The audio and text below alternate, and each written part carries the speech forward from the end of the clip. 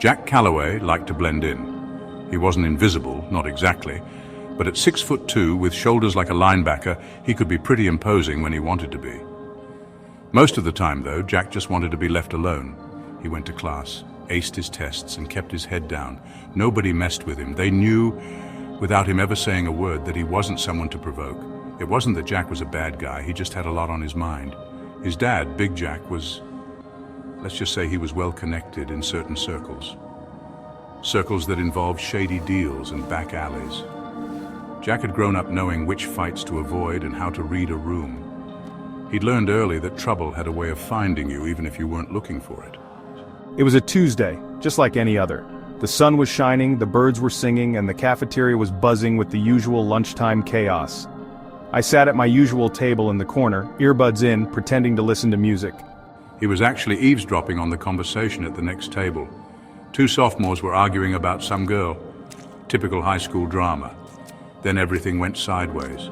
A blood-curdling scream ripped through the air, followed by a chorus of gasps and shouts. The hair on the back of Jack's neck stood on end. He knew that sound. It was the sound of fear, primal and raw. Jack tore out his earbuds and scanned the room. His eyes settled on a figure lurching towards the screaming sophomore girl. It was Mr. Davis, the history teacher. Except he didn't look like Mr. Davis anymore. His face was contorted in a grotesque snarl. His eyes were vacant and white, and a string of drool hung from his gaping maw. Blood dripped from his teeth. Panic erupted. Kids were screaming, scrambling over tables and chairs, desperate to escape. But Jack didn't panic. He'd seen his share of violence, knew how quickly things could go south. He'd also learned a thing or two about staying alive.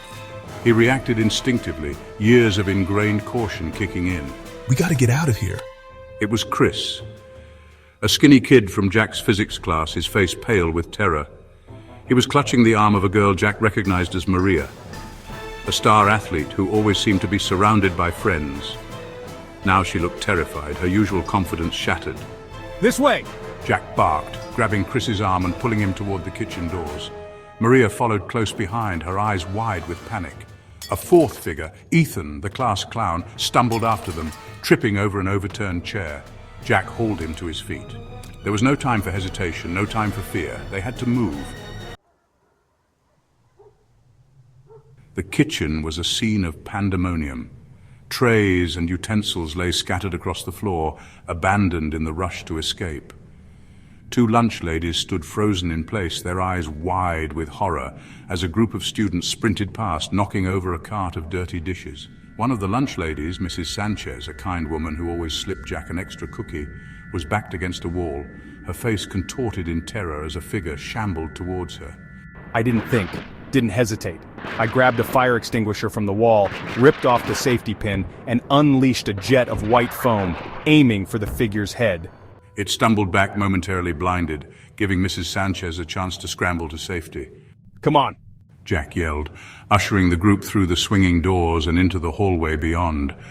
The hallway was just as chaotic as the cafeteria. Students were running in all directions, some screaming, some crying, others eerily silent. A group of cheerleaders huddled in a corner, their faces streaked with tears. Two football players were trying to barricade the doors with a vending machine. Their efforts were futile. The creatures were everywhere, their moans and growls echoing through the corridors.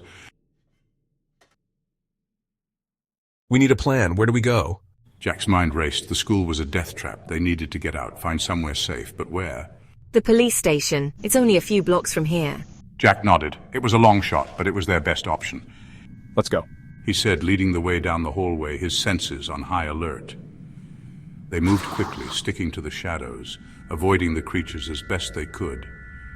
Jack used his size and strength to clear a path, shoving aside debris and pulling his friends through narrow openings. They reached the front entrance, only to find it blocked by a horde of the creatures, their moans growing louder as they sensed fresh prey. Jack's heart sank. They were trapped.